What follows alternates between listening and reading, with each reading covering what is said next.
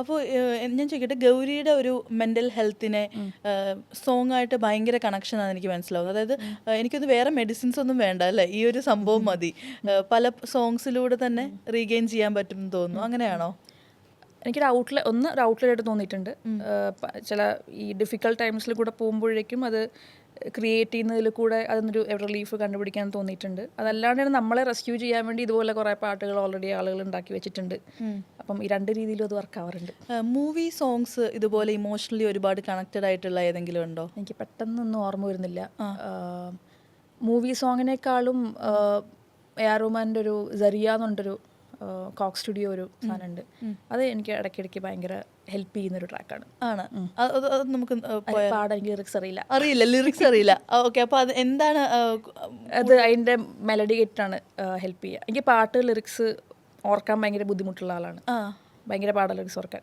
Daily 100 പ്രാവശ്യം കേൾക്കുന്ന സാധനമാണെങ്കിലും എനിക്ക് ലിറിക്സ് ഓർമ്മ ഉണ്ടാവില്ല. ഓക്കെ, അപ്പോൾ ഇത്രയും ഈ എക്സ്പീരിയൻസ് ആയിട്ട് ഇങ്ങനെയുള്ള ഒരാൾക്ക് അപ്പോൾ ചെറുപ്പത്തിൽ ഇതിലും ബുദ്ധിമുട്ടായിരുന്നിരിക്കുമോ ആ ഒരു ലിറിക്സ് പഠിക്കാൻ? വരി ഓർക്കാൻ ഭയങ്കര പാടാണ്. ഓക്കെ, അപ്പോൾ ഒരുപാട് ഡിഫിക്കൽട്ടീസ് ഉണ്ടായിട്ടുണ്ടായിരിക്കും. ഡിഫിക്കൽട്ടി കണ്ടാലേ കുഴപ്പമുള്ളൂ. അപ്പോൾ എങ്ങനെ സ്റ്റേജിലൊക്കെ വരെ പ്രശ്നം ഉണ്ടാവാറുണ്ട്. അത് സ്ഥിരമായിട്ട് പാടുന്ന സാധനമായിരിക്കും. ചിലപ്പോൾ കഴിഞ്ഞ 4 വർഷം കറക്റ്റ് പാടിയ പാട്ടായിരിക്കും. ചിലപ്പോൾ ഒരു സ്റ്റേജിൽ പെട്ടെന്ന് ഞാൻ മറന്നു. അപ്പം വായി തോന്നിയത് പാടിയിട്ട് രക്ഷപ്പെടുക എന്നുള്ളതേ ഉള്ളൂ. അപ്പോൾ ഈ ഇപ്പോഴും സ്റ്റേജ് ഷോസ് ഒക്കെ ചെയ്യുന്ന സമയത്ത് ഈ ലിറിക്സ് ഭയങ്കര ഓളമായിട്ടിരിക്കുന്ന സമയത്ത് എപ്പോഴും അത്രയും ചെയ്യുന്ന ലിറിക്സ് തെറ്റിയിട്ടുള്ള ഏറ്റവും പുതിയ അനുഭവം ഏതാ? കഴിഞ്ഞ ഷോ എല്ലാ ഷോയിലും ഉണ്ടാവാറുണ്ട്. എനിക്കത് അത് എല്ലാ ഷോയിലും ഒരേ പാട്ട് തെറ്റിപ്പോവും അങ്ങനല്ല. അത് നമ്മൾ എവിടെ ഒരു ഫ്ലോയിൽ ചിലപ്പോൾ കട്ടായി പോകുന്നതാണ്. ചിലപ്പോൾ നമ്മൾ ഭയങ്കരമായിട്ട് അതിനകത്തോട്ട് ഇൻവോൾവ് ആകുമ്പോഴേക്കും മൈൻഡ് ഔട്ടായി പോകുന്നതാണ്. അത് അങ്ങനെ അങ്ങ് പൊക്കോളൂ. അത് നമ്മളത് ഒന്നും നിന്നാലേ പ്രശ്നമുള്ളൂ. അതിൻ്റെ മുകളിൽ കൂടെ അങ്ങ് പോകാന്നുള്ളൂ. ഈ ഇങ്ങനെ മറന്നു പോകുന്ന സമയത്ത് പോലും നെഗറ്റീവ് കമൻസ് വരാറുണ്ടല്ലോ. ഇത് പഠിക്കാതെ വന്നതാ, പ്രാക്ടീസ് ഇല്ല, അങ്ങനെയൊക്കെ ആയിരിക്കും മേ ബി ആളുകൾ പറയുന്നത്. ബട്ട് ഒരുപാട് പ്രാക്ടീസ് ഇതിൻ്റെ ബാക്കിൽ ഉണ്ടാവുമല്ലോ. അപ്പോൾ ഇതൊക്കെ കാണുമ്പോഴത്തേക്ക് എനിക്ക് തോന്നുന്നില്ല വിഷമിച്ചിരിക്കുന്ന ഒരാളാണെന്ന് തോന്നുന്നില്ല. അപ്പോൾ ബട്ട് വിഷമത്തിന് അപ്പാർട്ട് എന്താണ് ഒരു ഇമോഷൻ ഈ ഒരു സംഭവങ്ങളൊക്കെ കേൾക്കുമ്പോഴത്തേക്ക്? അല്ല, ഇതിപ്പം മറ്റേ നമ്മൾ ഫീൽഡിൽ ഇറങ്ങി കളിക്കുന്നതും സൈഡിലിരുന്ന് കളി കാണുന്ന തമ്മിലുള്ള വ്യത്യാസം ഉണ്ടല്ലോ. അത്രയേ ഉള്ളൂ. അവർക്ക് അവിടെ ഇരുന്ന് ചുമ്മാ ജസ്റ്റ് പറഞ്ഞ പോലെ ഇവർ ഏറ്റവും 99% ആളുകൾ ഇൻസ്റ്റഗ്രാമിലൊരു 15 സെക്കൻഡ് 30 സെക്കൻഡ് പീസ് കണ്ടിട്ടായിരിക്കും ഈ കമൻറ്റ് അടിക്കുന്നത്. അതിന് മുന്നേ എന്താണ് സംഭവിച്ചത്, അത് കഴിഞ്ഞെന്താണ് സംഭവിച്ചത്, എത്ര ദിവസത്തെ പണിയാണ് ഒന്നും അറിയാണ്ട് വെറുതെ ഇന്നിങ്ങനെ കൈയടിക്കുന്നു അല്ലെങ്കിൽ കൂവുന്നു. അത്ര ഇതിനെ കാണാറുള്ളൂ. അതിന് പ്രത്യേകിച്ച് കാര്യമുണ്ടെന്ന് എനിക്ക് തോന്നുന്നില്ല. ഈ വിഷമിക്കില്ല ഇങ്ങനെ കമൻസ് കാണുമ്പോൾ കംപ്ലീറ്റ്ലി ഒരു തവണ പോലും വിഷമിച്ചിട്ടില്ല എന്ന് എനിക്ക് ആകെപ്പാടെനിക്ക് തോന്നുന്നു. തട്ടിയിട്ടുള്ളത് മുറിവിൻ്റെ സമയത്തുള്ള ഒരു പെട്ടെന്നുള്ള ഭീകരമായിട്ടുള്ള അറ്റാക്ക് എനിക്ക് തോന്നുന്നു 2 ദിവസം എനിക്ക് എടുത്തു വന്ന്. അത് വിഷമത്തേക്കാൾ എനിക്ക് തോന്നുന്നൊരു എന്ത് സംഭവിക്കുന്നതെന്നുള്ളൊരു മനസ്സിലാവായ്മയാണ് കൂടുതൽ ഉണ്ടായിട്ടുള്ളത്. അത് കഴിഞ്ഞിട്ട് പിന്നെ ഇപ്പം കണ്ടില്ലെങ്കിൽ എന്തോ പ്രശ്നം ഉണ്ടെന്നാണ് എനിക്ക്. ഇപ്പം എന്തോ സംഭവിച്ചില്ല, ആരും ഒന്നും പറയാത്ത എന്താന്നുള്ള സ്റ്റേറ്റിലേക്ക് എത്തിയിട്ടുണ്ട്. അതെ, നെഗറ്റീവ് കമൻസ് ഒന്നും വന്നില്ലെങ്കിൽ അതൊരു നോമായിട്ട് മാറി ഇപ്പോൾ.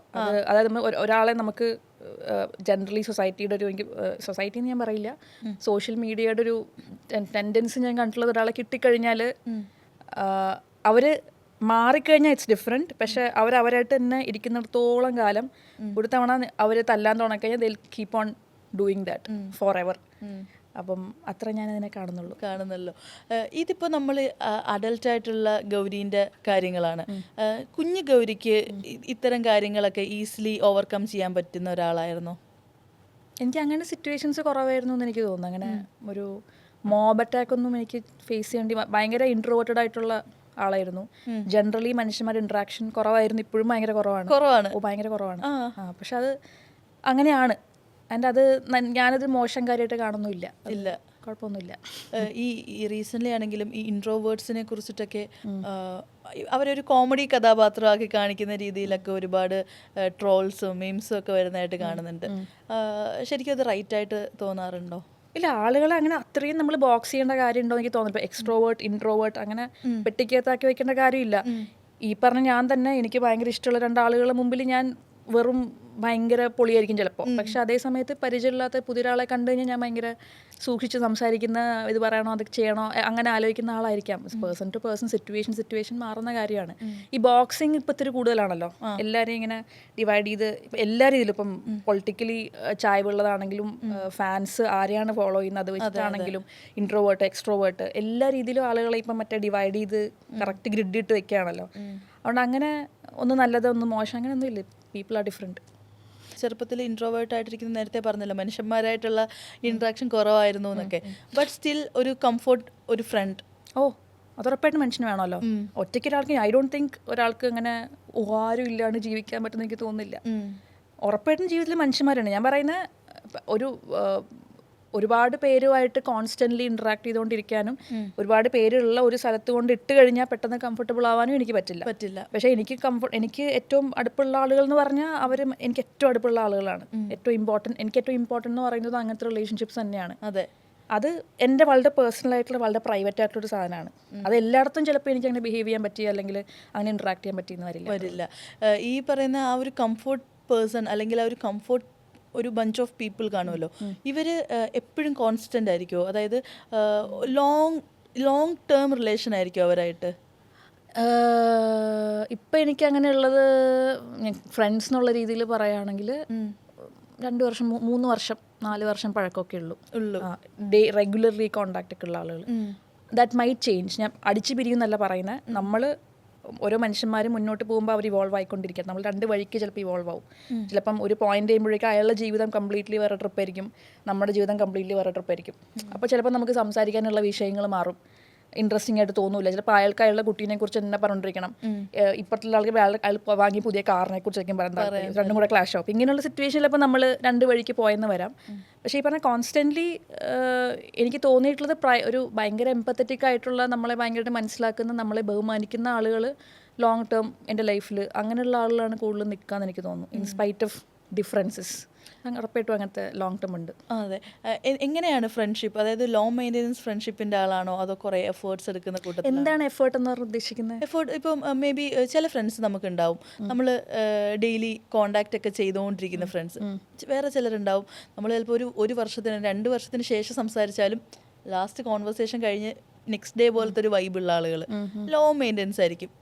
ഡെയിലി ചിലപ്പോൾ കോൾ ചെയ്തുകൊണ്ടിരുന്ന് ഇല്ലെങ്കിൽ ചിലപ്പോൾ നമ്മൾ ഒരു 1 മന്ത് കണ്ടിന്യൂസ് ഇല്ലെങ്കിൽ ആ ഒരു ബന്ധം മേ ബി ഒന്ന് ഡൗൺ ആവുന്ന ഫ്രണ്ട്സ് ഉണ്ട്. അപ്പോൾ എങ്ങനെയാ ഒരു എഫേർട്ട് എടുക്കേണ്ട കൂട്ടത്തിലാണ്? എഫേർട്ട് എന്ന് പറഞ്ഞാൽ നമ്മൾ മറ്റേ ആളെ ഓർത്തുകൊണ്ടിരിക്കുന്നുണ്ടെന്നാണല്ലോ. സോ അത് ദാറ്റ് സേസ് എ ലോട്ട്. നമ്മളെ കൂടെ ആൾ ഓർക്കുന്നതുകൊണ്ടായിരിക്കും ചിലപ്പം 2 ദിവസം കൂടുമ്പോൾ അല്ലെങ്കിൽ ആഴ്ച ഒരിക്കൽ ഹലോ എന്ന് പറയുന്നുണ്ടെങ്കിൽ ആ ആൾ നമ്മളെ ഓർക്കുന്നുണ്ട്, നമ്മളെന്താ ചെയ്യുന്നതെന്ന് ഓർക്കുന്നുണ്ട്, നമ്മൾ വേറെ പ്രശ്നങ്ങളൊന്നും അവിടെ ഇല്ലല്ലോ എന്നൊരാൾ ഓർക്കുന്നുണ്ടെന്നുള്ളതിൻ്റെ പ്രൂഫാണ്. അയാൾ എപ്പോഴും നമ്മളെ ടെക്സ്റ്റ് ചെയ്യുന്നുണ്ട്, എപ്പോഴും വിളിക്കുന്നുണ്ട്. സോ അതെനിക്ക് ഇമ്പോർട്ടൻ്റ് ആണ്. എന്ന് വെച്ചിട്ട് വർഷത്തെ ഒരിക്കൽ കാണുമ്പം നമ്മൾ വർത്തമാനം പറയുന്ന ആളുകൾ ഇല്ല എന്നല്ല. പക്ഷെ ഏറ്റവും അടുത്ത ആളുകളായിട്ട് എപ്പോഴും എനിക്ക് തോന്നുന്നത് ഈ പറഞ്ഞ പോലെ ഇടയ്ക്കിടയ്ക്ക് വന്നിട്ട് തോണ്ടി നോക്കുന്ന ആളുകളാണ് നമ്മളെപ്പോഴും ഓർക്കുന്നതും. അത് ഭയങ്കര ഇമ്പോർട്ടൻ്റ് ആണെന്ന് ഞാൻ വിശ്വസിക്കുന്നു. അതെ, അങ്ങനെയുള്ളവരോടത്താണ് കൂടുതൽ. ഞാനും അത് ശ്രദ്ധിക്കുന്ന ഒരാളാണ്. എനിക്ക് ഒരാളെ കൂട്ടാൻ താല്പര്യം ഉണ്ടെങ്കിൽ ഇടയ്ക്കിടയ്ക്ക് ഞാൻ പോയിട്ടൊന്ന് തോണ്ടി ഇങ്ങനെ ഹലോ അല്ലേ, എന്തുണ്ട് വിശേഷം, എന്താ പരിപാടി, അതിൽ ആ ഒരു ഭയങ്കര സ്വീറ്റ് ആയിട്ടുള്ളൊരു ജെന്യുവൻ ജസ്റ്റർ ആയിട്ട് എനിക്ക് തോന്നുന്നു.